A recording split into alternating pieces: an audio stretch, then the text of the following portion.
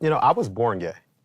I didn't discover that being gay was wrong or not accepted in the eyes of everyone until I started acting out as my normal self.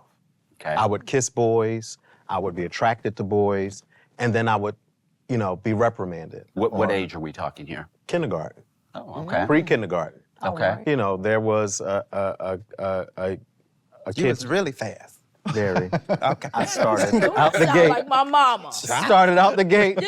Fast. Fast. I was being grown. I was being grown. I was being fresh. Okay. You're being very fresh. early age. Very early Mama age. said. Fresh. I didn't see it. It was just innate to who I was. This young guy, pre-kindergarten, we'd always be the last two on the van getting dropped off. And we started playing this game where if we hit a bump or something, we'd fall on top of each other. Oh. And so, I mean, we could hit a bump, it could rain, whatever. Oh, And that's so creative. we I hit a love big bump, and he fell on top of me, but he didn't get off, and he started humping. And I was like, oh, I like this. And I humped back. And that was our game. I mean, a fly could have fell in the window, we fell on top. Our van driver was like 8,000 years old. So by the time he got out the van to walk to the back, we, you know. Still humping. And so, still. And so I kissed one of my guy friends in kindergarten. And all the kids bust out with, ooh, you're nasty, I'm telling, you're gross. And I was embarrassed. It was that embarrassing feeling that made me shrink and hide at a very early age. And then when I would act out at home and go after guys and would get reprimanded by my mom, I began to shrink even more and put on a persona that was acceptable and allowed me to receive love. What was the reprimand? Like, when you say we're reprimanded, what kind of messages were you getting? So I don't know why I decided to act up at family events. But everyone was I don't know if I was like audience. safe. Right. I'm safe, they won't kill me, let me. And so, party at my house, and I go in my sister's room, and I put on her patent leather heels, which were too small, but they gave me elevation. And I came prancing out the room, and one of my aunts said, ooh, Gilda, look at Ben Ben. And everyone looked at me, and my mom's face was embarrassed, disgusted, anger, all in one. And I knew, ooh, I did something wrong. Aaron can relate to that. I sure can. And she spanked me back into the room. Wow. Aaron, how can you relate to? Just, I had a similar experience. I was an adult though. I was like, I started wearing heels. I wanted to just be rebellious. I'm like, I know I'm not supposed to, but I want to.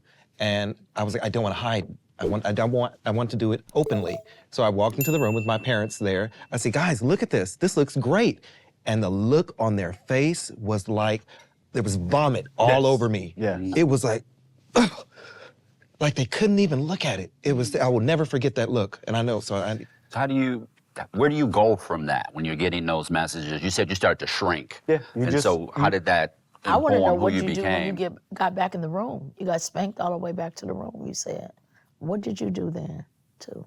I cried and could not figure out what I did wrong because this is who I am. And I could never figure out what I did wrong. And there was another instance where I had kissed a guy and he ran and told my mom. And instead of spanking me, she just sat down and said, boys don't kiss boys. You know, you don't do that. And I think this was her like, well, let me teach him. Let me, you know, explain this is not how you behave. Instead of whip. And like so, right. And so from that moment, I just walked around with the narrative that boys don't kiss boys. And don't be feminine and toughen up so that I could receive love. Yes. And so that's what it did. I morphed into someone who I was not so that I could receive love from the people I love the most. I wish I would have had therapy when I came out. I didn't come out till I was 30.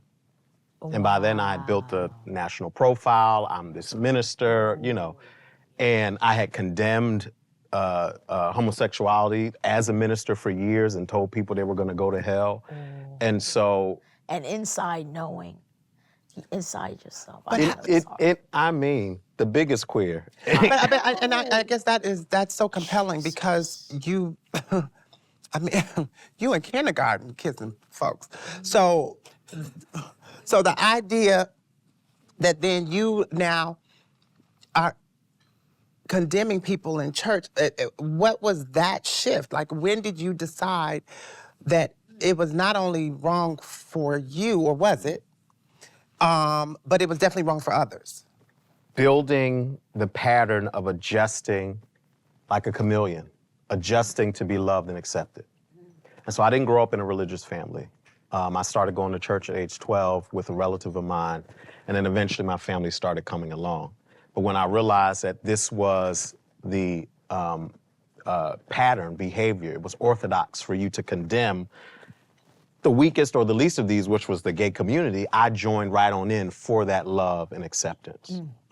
And so when I realized that, people questioned me, but if I got up and denounced it, if I got up and condemned it, people wouldn't question me anymore. People wouldn't point the finger at me and say, oh, he's gay. Oh, no, he's not gay. He's up there saying gays are going to hell. So as much as I could continue hiding and whatever I could do to hide, I did. And so many ministers, so many people of the faith walk this walk. Say it again. So many ministers and people of the faith walk this walk. I will never write a tell-all, but if I told all, Oh, I know. You That free is- a lot of souls. It is not only common in the church. Science has actually done studies that if you find a person that is extremely vocally homophobic, that person is gay. yeah. And everyone does what you were doing. Everyone that wants to hide it, they hide it with homophobia. Yeah. I'm curious as your build to that, because you said you didn't really grow up in a religious family. You got introduced to religion through a family member. Around what age was that? And how were you dealing with your own understanding beyond just the condemnation of the church?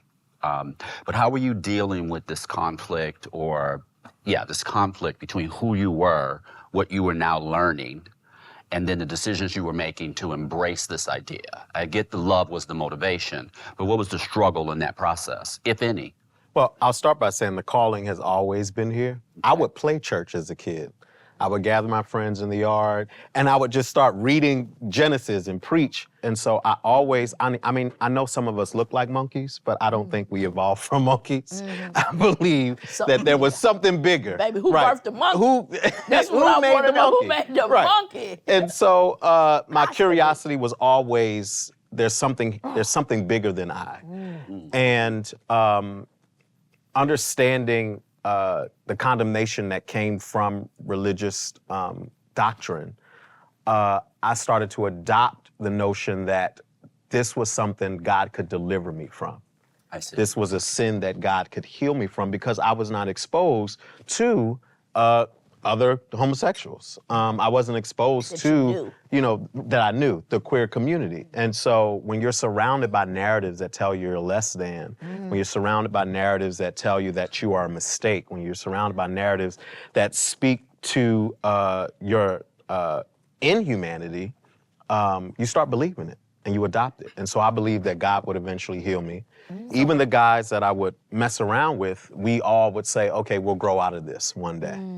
So were you having sex with men while you were condemning the community? I would condemn on a Sunday and be in bed by Sunday night. Yeah, I heard that. And how long did that go on? Years, Really? years. I've been in ministry since 13, 14, Oh, wow. and I did not come out until 30. So when you think back to, I would imagine hundreds of people, or if not more, who have sat in your pulpits and listened to your message, and now that you're on the other side of that, what are your thoughts about how you have impacted them? Well, one, I'm so vocal now because I believe since I spent years tearing down the community, I need to be dedicated to uplifting the community and uplifting our message. Two, I'm willing to have a conversation with anybody who I've hurt, harmed, offended.